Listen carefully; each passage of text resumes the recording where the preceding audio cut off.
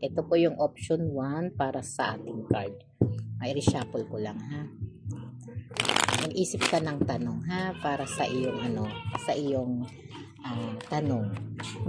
Option 1, number 1, bibigyan ko kayo ng ng kasagutan ha sa option 1.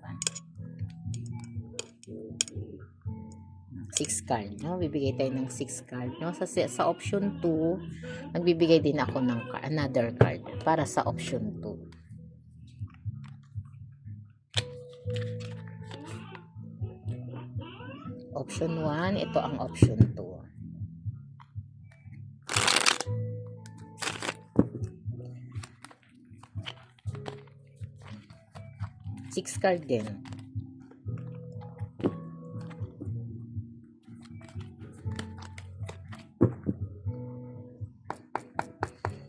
One, 2, 3, 4, 5, 6, no? Meron tayong 2 cards, no? Mamili ka, mag-isip ka kung anong tanong ang pwede mong itanong sa dalawang card na to. Mamili ka ha, kung anong tanong. Pag ang tanong mo, no, parang nasa card number 1, ito po yung reading mo ha. Pag sa card number 2, sa second card, no, sa second video. Okay po, no. Na ating ano ang tanong, no, ng person na to, no, sa group 1. Ito na po ha, the lovers, no? Parang the lovers, no? Andito yung tsaka 2 of cups, no? Parang dito sa the lovers may mga bagay dito, no, na parang 10 of pentacles tsaka 5 of swords, no? At tsaka itong 9 of swords at wheel of fortune, no? Ito po yung kasagutan ha. At sa ngayon po kung ano yung mga tanong mo, no, na sinasabi ha, na kung may mga may mga trials na pinagdaraanan po pagdating sa inyong relationship, no, ito po yung sinasabi na kailangan mong maging mas maingat sa iyong partner, no. Kung may partner, no, kailangan maging maingat ha. Kung single naman, kailangan mo rin pong pumili, no, ng tama para sa iyo, no. Parang sinasabi rito na ikaw yung magkakaroon ng power sa sarili mo na mamili po ha, para maging equal yung iyong emosyon na ibibigay dito sa bagong person na paparating kung single po ha. Pero kung may asawa na, no, ang sinasabi rin po dito, no, na kailangan maging equal ka ha sa iyong partner para hindi kayo magkaroon ng isang mabigat na pagsubok, no. At yung mga pagsubok na yun ay magiging mahirap po sa inyo kung hindi po kayo equal, no. Pero kung single naman, ay kailangan mo pong magkatiyak na yung iyong pipiliin ay talagang naaangkop para sa iyo ha, kasi mahirap pong kumuha ng isang karelasyon na hindi naman po kayo compatible, no. Sa ngayon, no, sinasabi pa rin po dito sa 2 of cups, no, ito po ay tinatawag na parang partnership, no, na darating ha. Kung ikaw po ay single pa, no, na possible na may mga new relationship na paparating sa iyo ha.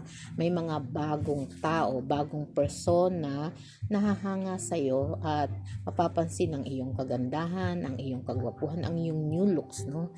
Kung ano man yung mga binago mo sa buhay mo ngayong taon na to, ay possible na mapansin ka po, no.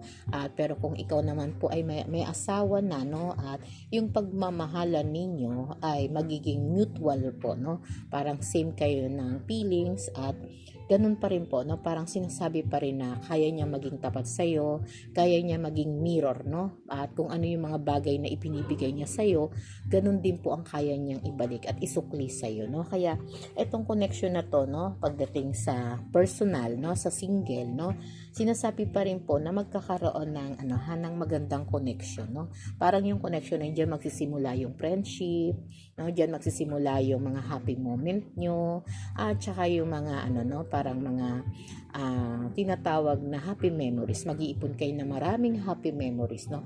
Pero kung couples na kayo, no, at sinasabi ko nga sa inyo, mas magiging matibay po ang samahan at magkakaroon ng pag-uusap na mas magiging maayos po, no?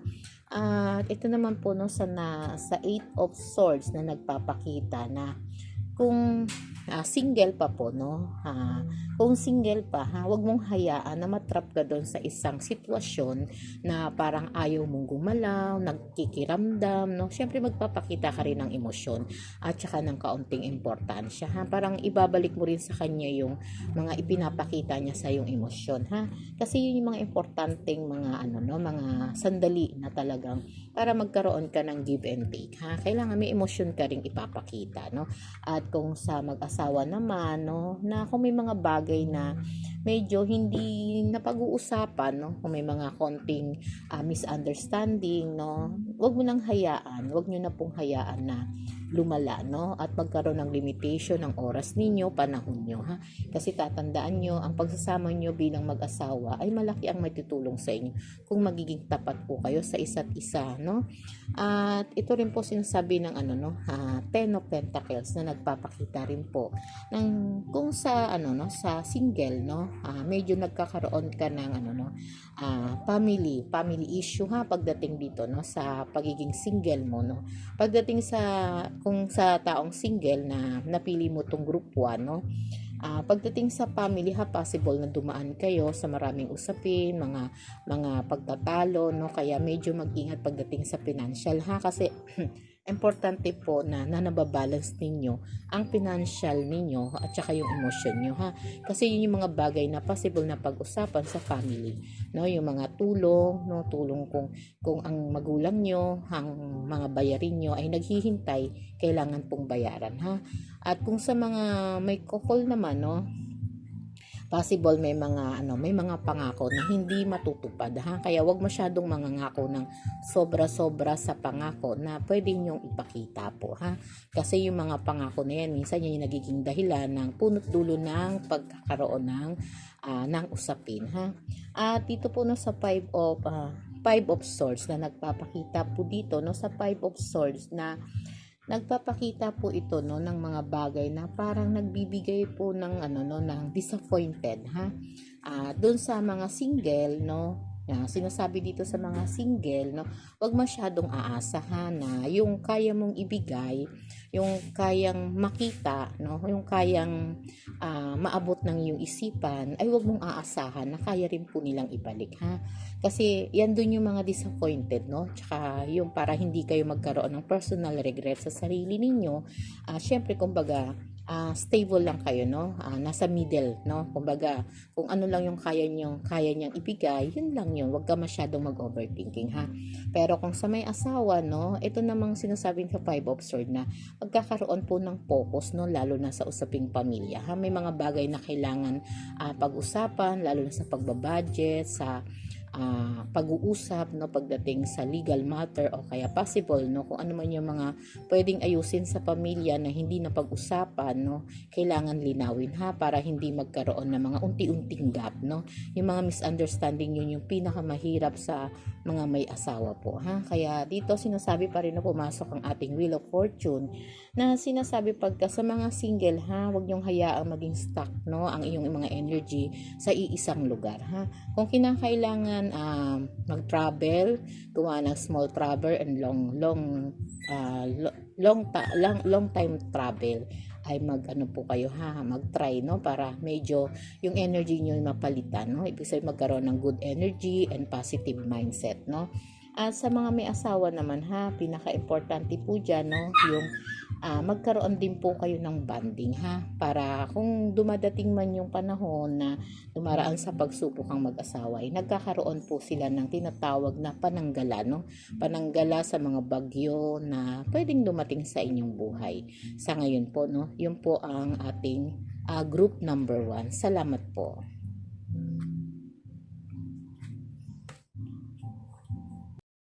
Kung group number 2 naman ang inyong napili, ito na po ang inyong reading. Sa group number 2, no, mag-isip ng iyong katanungan, katanungan na pwedeng sagutin ng ating baraha, no? Ready na po ba? Sige po, ilalatag ko na ang iyong card, no? Meron kang 7 of Cups, no? 7 of Cups at saka 4 of Swords. The Temperance, Page of Wands, no? Mga major arcana card. At Page of Pentacles. At 3 of Pentacles, no? Mga Pentacles to, no? Na nagbibigay ng ano. At kung may tanong ha, ito na po ang kasagutan, no? Kung single, no? Possible ha, ikaw po ay parang mas malakas, no? Mas mataas ang iyong ano ha, mga pangarap, no? May mga pangarap kang bubuuin sa iyong ano, no? Ngayong taon, no? Kung mga naantala yung mga dreams mo nung last 2024, ngayon po possible na maging malinaw yung iyong mga pangarap, no? Pagdating sa iyong personal life, no? Parang gusto mo ngayon, no, mas nakapokus ka sa pangarap mong magkaroon ng ano, no, ng boyfriend, girlfriend, no? At pangarap na magkaroon ng magandang karir, no? At mga ano, no, mga bagong panimula sa iyong buhay ngayon po, no? At mataas po yung iyong imagination ngayon, ha? At yung imagination mo na yan yung mga bagay na parang tutulong sa'yo para magkaroon ka ng focus sa iyong mga pangarap at bagong plano, no? Kumbaga, kung naantala, no, at gusto mong magkaroon ng simula na makapag-aral, magkaroon ng bagong skill, no? At possible, no, kung gusto mong lumayo, pwede rin, ha? Kung may mga bagay kang gustong puntahan, no, pwede pong gawin, ha? Ngayong taon na to, na tamang-tama, no? Kung ikaw naman po ay may asawa, no, at possible na ngayon po, no, ay medyo nagkakaroon ng ano, no, ng paggalaw pagdating sa relationship, no, medyo hindi nagkakaroon ng pagkakasunduan, no, may movement, no, possible na kailangan po iplano, no, iplano yung mga bagay na pwede ninyong pag-usapan, no, kunin sa magandang aksyon, no, magandang usapan. Kung may mga gumugulo sa isipan ninyong mag-asawa, ay magkakaroon ng mga ideya para maiplano, mapag-usapan, maiayos, no? At magkaroon po ng ano, no, ng parang magkaroon kayo ng maraming pagpipilian kung ano yung landas na tatahakin ninyo, no? At kung gusto niyo maging masaya yung inyong buhay, yung mga bagay na hindi niyo napagkasunduan ay pwede niyo na pong pag-usapan, ha? Pag-usapan, iplano, no? At kung itong person mo ay medyo magagalitin, no, ikaw po yung magpapakumbaba, ha? Ikaw ang mag-a-adjust para magkaroon po kayo ng magandang resolution sa inyong mga napag-uusapan, ha? At ito po sa 4 of Swords, no, pinapakita rin po dito, no, sa single, ha? Sa single, no, possible na ito yung tamang oras, no, tamang panahon para gumawa ka ng mga action para sa new career mo, no. Kung student ka, no, at pagsikapan, ha, yung mga naiwang subject, no, kailangan mo pong tutukan. Kung ikaw naman po ay nagbabalak papunta ng ibang bansa, no, ito rin po ang tamang panahon para ikaw ay humakbang at magkaroon ng sariling desisyon para mamili ka kung saang bansa ang iyong tatahakin dahil may mga maganda, no, mga swerte po sa karir ngayon, ha, ngayong taon na to, no. At kung ikaw naman po ay mayroong asawa, no, ito rin po yung panahon para mag-meditate, no, mag-meditate at i-enjoy niyo yung company ng bawat isa, ha, dahil may mga biglaang pagbabago po pagdating sa mga couple, ha, dahil yun po yung result ng ano, no, ng pagbabago ng panahon, no. Ibig sabihin, ito yung tamang panahon para magkaroon kayo ng mas maraming bonding po, no. At ito po, no, sa Page of Pentacles, no, sinasabi rin po dito sa mga single, ha. Sa mga single, no, medyo kung naka-focus kayo ngayon, no, sa pag-a-apply ng trabaho, pagpapalawak ng inyong skill, no? At possible kung nakatutok naman kayo sa inyong karelasyon, ha, medyo magkakaroon ng delay, ha. May mga delay na pwedeng mangyari, no? Pero kung ikaw naman po ay couples na may asawa, ang financial nyo po ay magiging maayos, ha. Magkakaroon ng financial stability po, no, na magkakaroon ng tinatawag na parang pag-uusap pagdating sa financial, ha, na magiging stable ang inyong financial o makakakuha ng mga extra, no, extra para makatulong sa lahat ng pangangailangan nyo po, no, makakadagdag. At maganda rin pong magiging senyalis yan pagdating sa career, no, sa financial. At ito po sa temperance, no, pinapakita rin po dito, no, na may mga bagay, no, pagdating po sa ano, ha, sa single, no, na medyo dagdagan po, ha, yung pasensya, no, kasi may mamimit kang tao na parang hindi mo masyadong kasundo, no, parang unang kita nyo pa lang ay magkakaroon kayo ng tinatawag na pagkulo ng dugo, no, pag-init ng ulo. Yun yung mga emosyon na first impression na makikita mo sa isang taong makikilala mo po, no? At kailangan dagdagan ng pasensya, ha, para medyo makaiwas sa mga problema, sa gulo, no? At hindi makahatak ng maraming mga usapin. At kung ikaw naman po ay may couple po, no?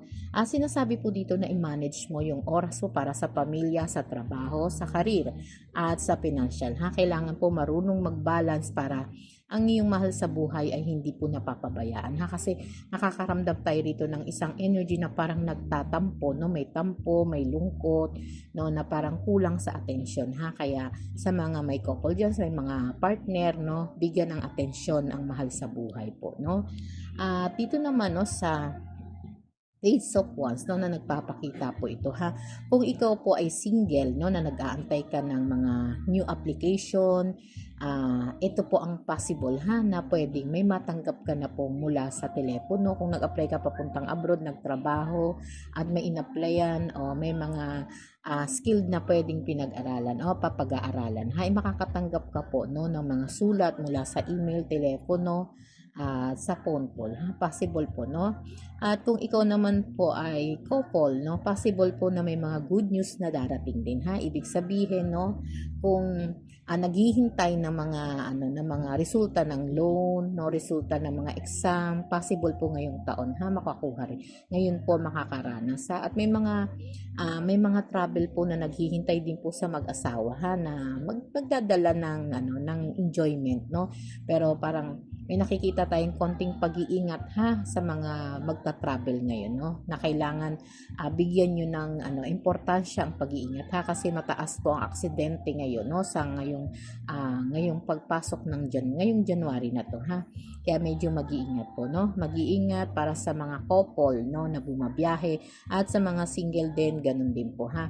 Medyo pagdating sa single, no, maging aware kayo sa mga gamit ninyo dahil may mga posibilidad na pwede kayong mawala ng gamit o pwedeng may magka-interes sa gamit nyo, ha, kaya medyo magbantay po, no. Sinasabi din po dito sa Three of Pentacles, no, na kung sa mga single po, ha, kailangan po, no, kailangan medyo gamitin mo, no, kumbaga mas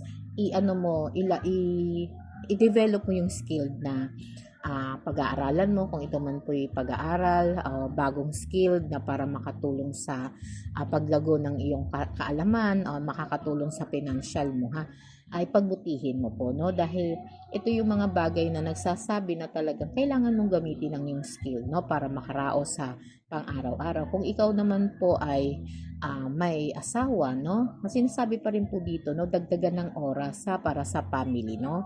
At yun yung mga bagay na parang hinihintay ng iyong mahal sa buhay, yung atensyon mo, oras mo, no, na pagpasok sa bahay, no, kailangan bigyan mo namang atensyon ng asawa mo, no, ang mga anak mo at panahon para magkaroon din kayo ng masayang bonding, no. Sa mga pumili ng group 2, ito na po ang iyong kasagutan. Salamat po.